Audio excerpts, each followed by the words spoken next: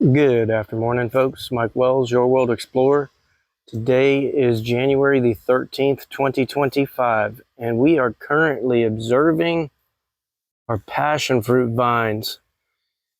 Okay, so if you look here, you can see the vines have climbed all the way up into the canopies of these sable palms. Okay, we don't want that. We want to confine these vines to this growth structure that we have in place over here, right there. Now let's get a little closer and we'll take a good look at what's going on. So you'll see these vines really are rapacious. They just take off and they grow and they grow and they don't stop growing. Now, will these be very productive if we leave them alone? Oh yeah. Oh yeah. They're going to produce a ton of fruit, but we don't want them taking over the yard. So we're going to have to do some serious trimming. What I would like to do is get up in here and figure something else out. I don't know about this growth structure. I'm not really liking this. I might increase the height of the canopy here to maybe like up here somewhere and go from there. I read a little history on these passion fruits.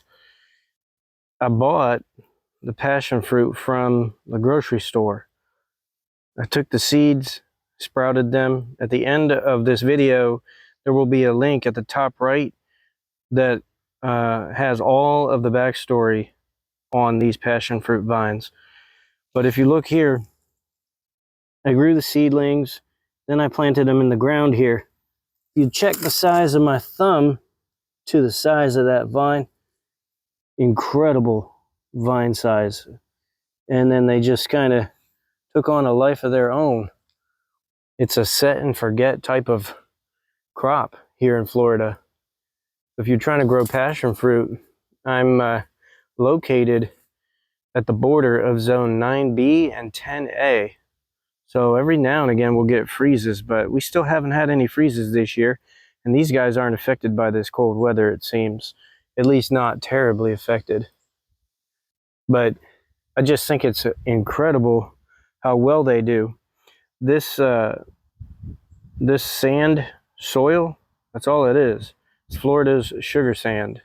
There's no insecticides, no growth hormones, no fertilizers, none of that stuff.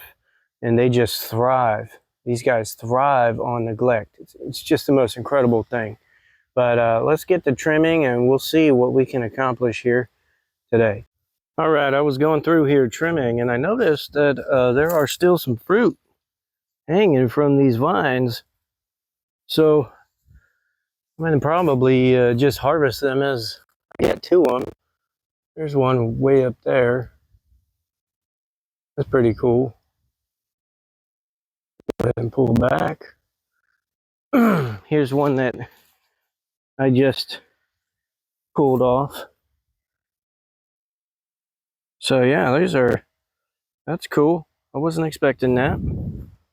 But yeah, these things, they produce heavily. Big time. All right, here we are. We're finished. What you can see is we've lifted the canopy, the rope canopy, if you will. That's going to determine where the vines reach. So if you see there, before it was hanging low and it was getting in our way when we would walk by. Now that it's lifted, that should give us less obstruction when we go to try to walk by. I don't know about this side, but definitely on this side.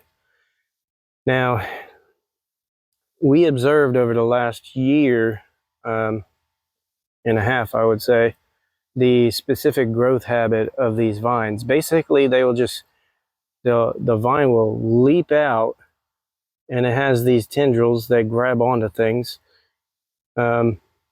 But it'll leap out from the main setup until it finds something to grab onto. So we've gone way more skimpy with the rope setup here, the canopy, and that's because the growth habit will definitely not have a problem crawling along these support lines here. But going forward, you're going to see this little bit here turn into one big massive crazy situation, probably within this year. Thanks for watching. Don't forget to like, subscribe. That helps the channel grow.